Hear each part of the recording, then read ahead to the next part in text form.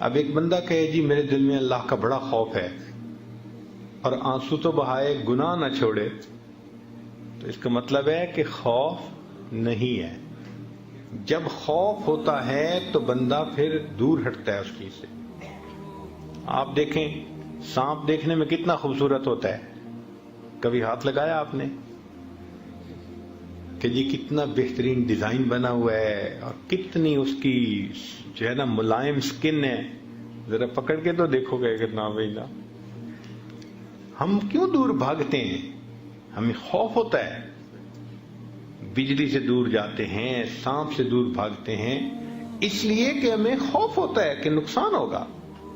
اسی طرح جب دل میں اللہ کا خوف آ جائے تو بندہ گناہوں سے دور بھاگتا ہے، وہ سمجھتا ہے کہ اس سے میرا نقصان ہو جائے۔ ایک لفظ ہے حزن اور ایک ہے خوف۔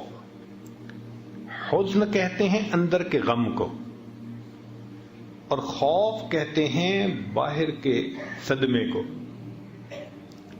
تو حزن انسان کو کھانا پینا چھڑوا دیتا ہے۔ غمزدہ وہ بندہ کھانے کو دل ہی نہیں چاہتا۔ بیٹا فوت ہو جائے، نہ ماں کھائے گی نہ باپ کھائے گا کھانا، وہ جی دل ہی نہیں چاہتا۔ کاروبار میں نقصان ہو جائے، کھانے کو دل نہیں چاہتا۔ طالب علم فیل ہو جائے، کھانے کو اس وقت دل نہیں چاہتا۔ بیوی کو خاوند ڈانٹ ڈپٹ کے چلا جائے، کھانے کو دل نہیں چاہتا۔ تو مقصد یہ کہ حزن کی وجہ سے انسان کا کھانا پینا چھوٹ جاتا ہے۔ مشائخ نے لکھا خوف خدا کی وجہ سے انسان کے گناہ چھوٹ جاتے ہیں۔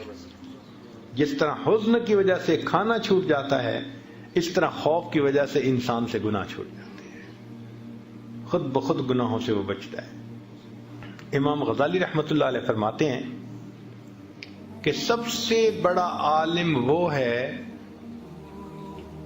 جس پر گناہوں کی مضرتیں زیادہ کھل جائیں۔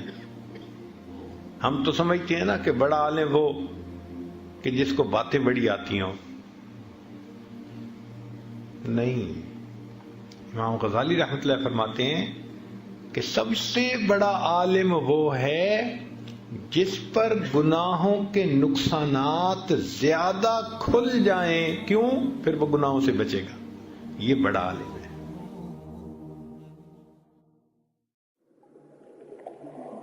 Mm-hmm.